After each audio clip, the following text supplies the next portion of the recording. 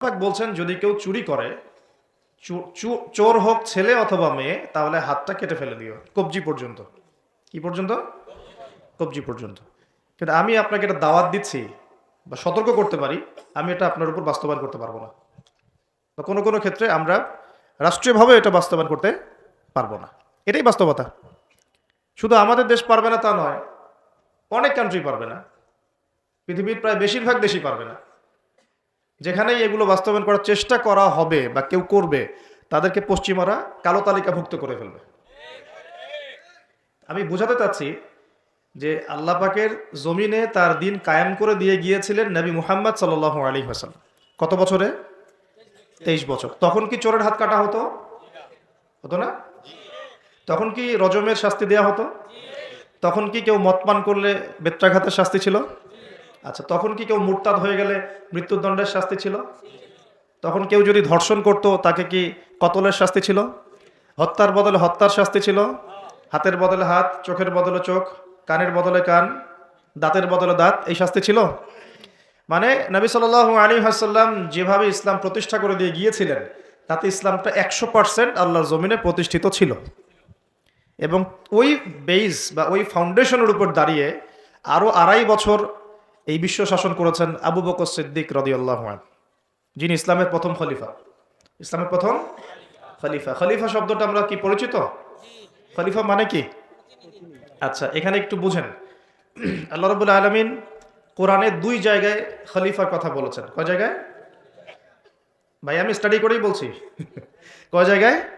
2 জায়গায়। এক হচ্ছে সূরা বাকারায়, একটা কোথায়? প্রথম দিকে আছে। আরেকটা হচ্ছে সূরা সদে। কোন সূরায়? সদ। সূরা বাকারায় আল্লাহ পাক খলিফা বলেছেন আদম আলাইহিস সালামকে। কাকে? আর সূরা সদে আল্লাহ পাক খলিফা বলেছেন দাউদ আলাইহিস সালামকে। কাকে? আচ্ছা, এবার একটু খলিফা কি এটা বুঝি, তারপরে সামনে যাই। আল্লাহ পাক বলছেন বিসমিল্লাহির রহমানির রহিম, ওয়া ইয ক্বালা রাব্বুকা লিল মালায়েকা ইন্নী জাইলুন ফিল আরদি খলিফা। বলেছেন তো সবাই? সমস্যা হচ্ছে আমরা সবাই কোরআন তো পড়ি কিন্তু হয়তো বুঝি না, বা এর উপযুক্ত ব্যাখ্যা আমাদের সামনে হয়তো পেশ করা হয় না, কারণ আমরা তো বেশিরভাগ সময় একে অপরের গোশত খাওয়া নিয়ে ব্যস্ত আছি আর কি, তাই না? এবং এটাকে আমরা কি বলবো, যে ভালো কাজ মনে করি, হকের পথ মনে করি।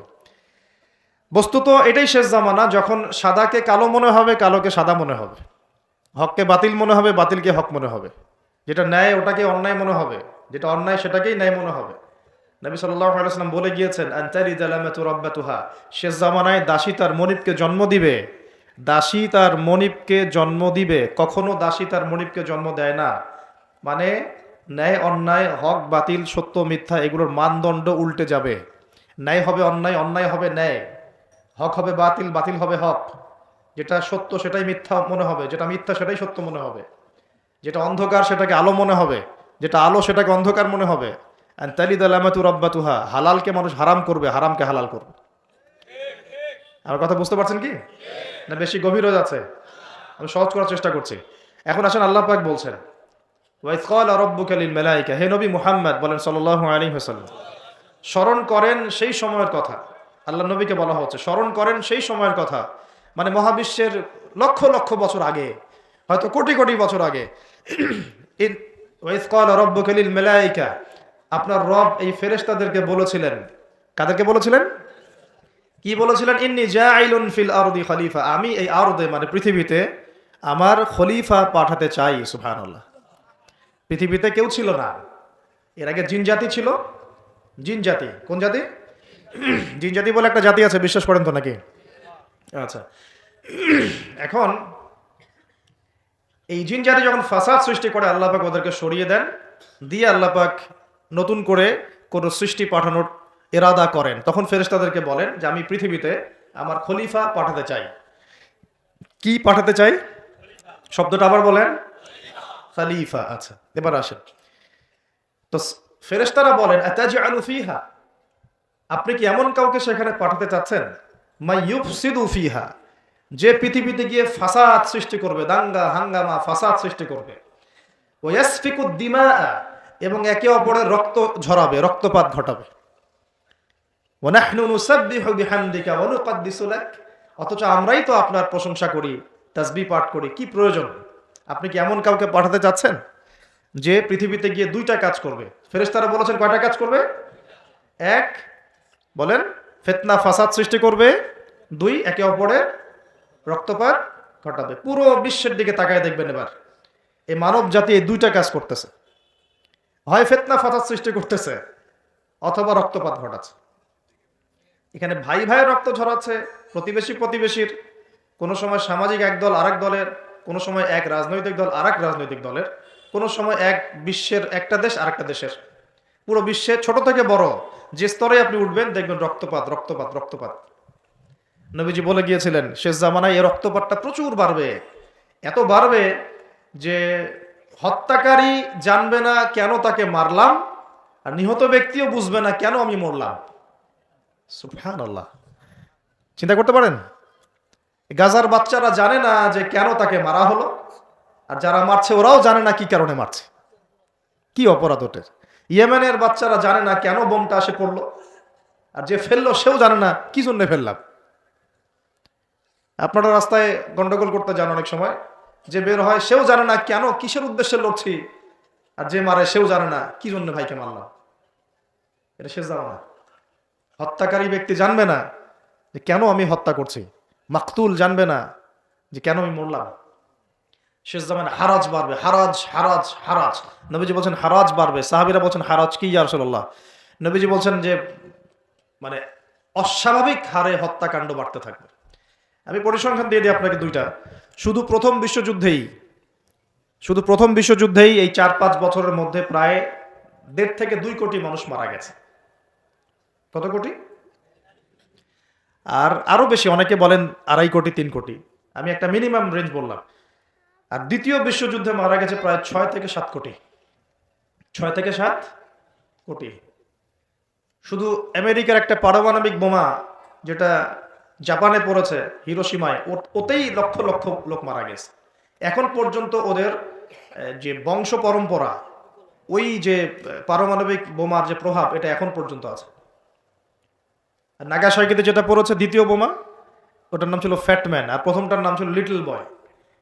এগুলো অনেক আগের বোম। আর এখনকার পারমাণবিক বোমগুলো কত শক্তিশালী এটা বলার অপেক্ষা রাখে না। একটা পুরো দেশকে এক মুহূর্তে উড়াই দিতে পারে। বাংলাদেশের মতো একটা ছোট্ট দেশ, এরকম ছোট্ট একটা দেশকে একটা বোমা দিয়ে উড়িয়ে দেওয়া সম্ভব।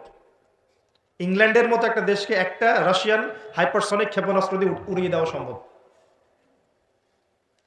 আর এখনকার সমরবিদ্যা নিয়ে যারা ঘাটাঘাটি করেন, তারা এটা আশঙ্কা করছেন যে প্রথম বিশ্বযুদ্ধের মতো, দ্বিতীয় বিশ্বযুদ্ধের মতো আরো একটা তৃতীয় বিশ্বযুদ্ধ হয়তোবা বিশ্ববাসী দেখতে যাচ্ছে। হয়তোবা, আল্লাহ ভালো জানেন, আমরা তো গ্যারান্টি দিয়ে বলতে পারবো না, কিন্তু পরিস্থিতি ওইরকমই মনে হচ্ছে। তবে এতটুকু জেনে রাখেন, হাদিসের মধ্যে মালহামা নামে একটা শব্দ আছে। কি শব্দ? নবীজি বলেছেন ইউফ্রেডিস নদী মানে ফোরাত নদী। ইউফ্রেডিস কোন নদী? এই ফোরাত নদী অচিরেই তার ভূগর্ভস্থ সোনার পাহাড় বের করে দিবে। ফোরাত নদী অচিরেই তার সোনার পাহাড় বের করে দিবে, এবং ওই সোনাকে নিয়ে মারামারি করতে আসবে যে মানুষগুলো, তাদের মধ্যে প্রত্যেক 100 জনের মধ্যে 99 জন মানুষ মারা যাবে। আর একজন ব্যক্তি যে বেঁচে থাকবে সে ধারণা করবে আমি সেই ব্যক্তি যে সোনাটা পাবো। আর মুসলিমদেরকে নবীজি বলছেন তোমরা যদি ওই সময় ওই জায়গায় থাকো, কোনো মুসলমান যদি সেটা দেখে, তোমরা সেই সোনায় হাতও দিবে না। আরেকটা হাদিস এসেছে যে অচিরেই রোমকরা, পশ্চিমারা আরবদের সাথে চুক্তি ভঙ্গ করবে এবং 80টা পতাকা নিয়ে তাদের বিরুদ্ধে যুদ্ধে নেমে যাবে। কয়টা পতাকা? 80টা। এবং প্রত্যেক পতাকার নিচে থাকবে 12,000 করে সৈন্য। কত হাজার? একটা যুদ্ধে এত বেশি 99% মানুষ মারা যাওয়াটা স্বাভাবিক না, এটা অস্বাভাবিক। ঢাল তলোয়ার AK-47 যুদ্ধে এমনটা হবে না বা হয় না। হয়তো এমন কোনো অস্ত্র সেখানে প্রয়োগ করা হতে পারে, এটা আমাদের ধারণা, আল্লাহ ভালো জানেন, যেই অস্ত্রগুলো দিয়ে অল্প সময়ে বেশি বেশি মানুষ মেরে ফেলা সম্ভব। ঠিক যেমন এখনকার নিউক্লিয়ার ওয়েপেন্স বা থার্মোনিউক্লিয়ার ওয়েপেন্স হতে পারে, আল্লাহ ভালো জানেন। তো বিশ্ববাসী এরকম একটা মালহামা দেখার অপেক্ষায় আছে। এই মালহামার পরেই আসবেন ইমামুল মাহদি। ইমামুল মাহদির পরে আসবে ঈসা ইবনে মারিয়াম। ঈসা ইবনে মারিয়ামের পরে আসছে ইসলামিক খেলাফত। ওই খেলাফত থেকে খলিফা এই শব্দটা নিয়ে কথা বলছি এখন। আমি আবু বকর সিদ্দিকে ছিলাম রাদিয়াল্লাহু আনহু। ফেরেশতারা বলছেন, আপনি কি এমন কাউকে পৃথিবীতে পাঠাতে চান গিয়ে রক্তপাত ঘটাবে অথবা ফাসাদ সৃষ্টি করবে? যেটা বললাম এখনকার বিশ্বে দুটোই আমাদের কাজ। তো আল্লাহ পাক বলছেন, ইন্নী আ'লামু মা লা তা'লামুন, ইন্নী আ'লামু মা লা তা'লামুন, দেখো আমি যা জানি তোমরা সেটা জানো না। মানে আমার কিছু শুকরগুজার বান্দা থাকবে যারা এরকম ফিতনা ফাসাদ করবে না এবং রক্তপাতও ঘটাবে না, তাদের জন্যই আমি প্রস্তুত করেছি জান্নাতুল ফিরদাউস। সুবহানাল্লাহ। তো এখন ফেরেশতাদের মতামত আপনারা শুনলেন, আল্লাহ পাকের কথাও শুনলেন। এখন আল্লাহ রাব্বুল আলামিন তার খলিফা হিসেবে সৃষ্টি করলেন তার নিজ হাতে আদম আলাইহিস সালামকে। সুবহানাল্লাহ। প্রথম মানবকে, তিনি নবীও হলেন, তিনি প্রথম মানব এবং তিনি খলিফা। এখন আদম আলাইহিস সালামকে তার স্ত্রী সহ জান্নাতে থাকতে দেয়া হলো, এই ঘটনা আপনারা জানেন।